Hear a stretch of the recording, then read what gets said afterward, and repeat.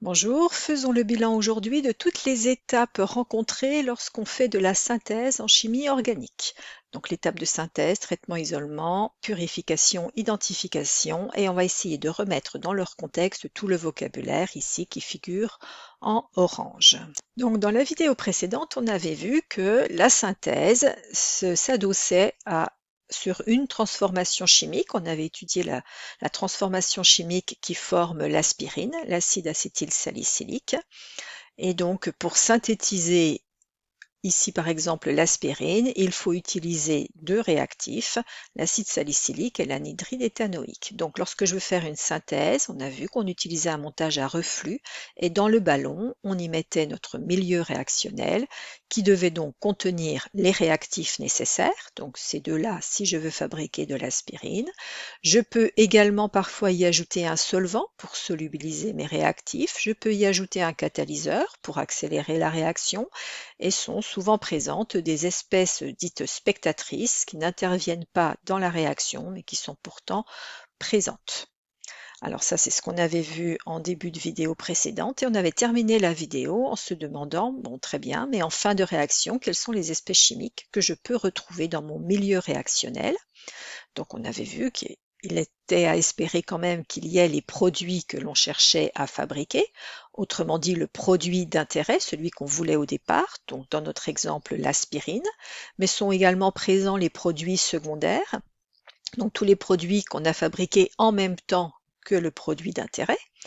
Peuvent également être présents les produits dits parasites, donc des produits qui se seraient formés suite à d'autres réactions non envisagées au départ entre les différentes espèces chimiques qu'on a mises au départ. Bon, par exemple, sont également présents dans mon milieu réactionnel, peuvent être également présents les réactifs, par exemple si ma réaction est un équilibre, ou si j'ai une réaction totale et que l'un des réactifs a été introduit en excès. Dans ce cas-là, il y en a toujours encore un peu dans mon milieu réactionnel. Le solvant sera toujours présent. En tant que solvant, ça ne réagit pas, ça ne fait pas partie des réactifs. Et puis le catalyseur aussi, je le retrouverai puisqu'il se régénère en tant que catalyseur. Et les espèces spectatrices, elles sont là, elles n'ont pas réagi, elles seront toujours là. Ainsi, suite à la transformation chimique, je me retrouve bien avec mon produit d'intérêt, mais mélangé à tout un tas d'autres espèces chimiques. Donc j'ai bien effectué la première étape qui est l'étape de synthèse au sens strict, mais je n'ai pas un produit d'intérêt pur, identifié, que je pourrais éventuellement utiliser ou vendre. Donc ce qu'on appelle la synthèse au sens large, c'est en fait cette première synthèse, donc la synthèse où vraiment on fabrique le produit d'intérêt, mais à cette synthèse, on combine toutes les autres étapes qui me permettent d'aboutir à un produit d'intérêt pur et identifié. Donc la synthèse se fait avec les montages à reflux. Ma synthèse a été effectuée. Maintenant, je vais chercher à isoler mon produit d'intérêt du reste. Alors pour cela, je fais une deuxième étape qu'on appelle l'étape de traitement ou isolement du produit d'intérêt. Alors, comment traiter ou isoler mon produit d'intérêt? Je peux par exemple commencer par un relargage avec de l'eau salée ou une extraction avec un solvant extracteur. En général, suit une séparation. Alors, si je cherche à séparer une phase solide et une phase liquide, j'utilise un système de filtration, donc filtration simple ou filtration sous vide. Si je cherche à séparer deux phases liquides, j'utilise une ampoule à décanter, je fais une décantation. Et souvent, au cours de la séparation, je peux être amenée à effectuer des lavages pour éliminer les espèces chimiques apolaires ou polaires, ou éventuellement, par exemple, je peux faire un lavage avec une solution d'hydrogénocarbonate de sodium pour éliminer toutes les espèces chimiques acides, ou ajouter du sel anhydre pour éliminer l'eau, ou éventuellement mettre à l'étuve pour également éliminer les dernières traces d'eau. Donc voilà un petit peu du vocabulaire ou des manipulations que vous avez sans doute déjà eu l'occasion de faire, de manipuler, de rencontrer.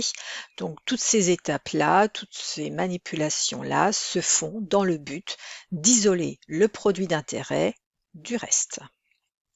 Alors, si je fais bien les choses, je devrais, en bout de course, me retrouver avec ce qu'on appelle un produit brut, autrement dit, mon produit d'intérêt qui est isolé du reste, mais qui reste malgré tout souillé par quelques petites traces encore d'espèces chimiques qu'on appelle les impuretés. Donc, ces petites impuretés peuvent être quelques petites traces encore des espèces chimiques avec lesquelles baignait le produit d'intérêt au départ, mais également, par exemple, de l'éthanol, si j'ai fait un lavage à l'éthanol, ou bien de l'hydrogénocarbonate de sodium, si j'ai utilisé cette solution-là. Donc, j'ai mon produit d'intérêt isolé, mais pas tout à fait pur encore. Donc, je fais la troisième étape, qui est une étape de purification. Alors, pour ceci, de montage, distillation, si je cherche à purifier une espèce chimique liquide, donc je la distille et puis je récupère ici le distillat à la température d'ébullition qui correspond au produit d'intérêt, ou bien je peux effectuer une recristallisation, dont je ne vais pas développer aujourd'hui. Quand la purification est terminée, je me retrouve avec mon produit d'intérêt, cette fois-ci purifié. Donc, il me reste quand même à l'identifier, à passer à la quatrième étape qui est l'analyse ou l'identification, donc dans le but d'analyser ou de vérifier la pureté. Alors, pour identifier, analyser, je peux utiliser la chromatographie sur couche mince. Je peux également utiliser un réfractomètre dans le but de mesurer l'indice de réfraction, mais je peux aussi déterminer les températures de changement d'état en utilisant un montage de distillation, où là on peut lire la température d'ébullition du produit synthétisé, ou utiliser un banc-au-fleur pour mesurer la température de fusion. Je peux également utiliser une balance et par exemple une fiole jaugée pour déterminer le volume et la masse correspondante à ce volume de mon espèce chimique synthétisée et en déduire ensuite la masse volumique. Si j'ai peu de produits chimiques, plutôt que d'utiliser une fiole jaugée, je peux faire la mesure du volume avec une éprouvette graduée. Mais je peux aussi utiliser la spectroscopie pour l'identification. Donc la spectroscopie infrarouge dans le but de déterminer les liaisons présentes dans mon produit de synthèse et peut-être ainsi remonter au groupement fonctionnel présent dans ce produit.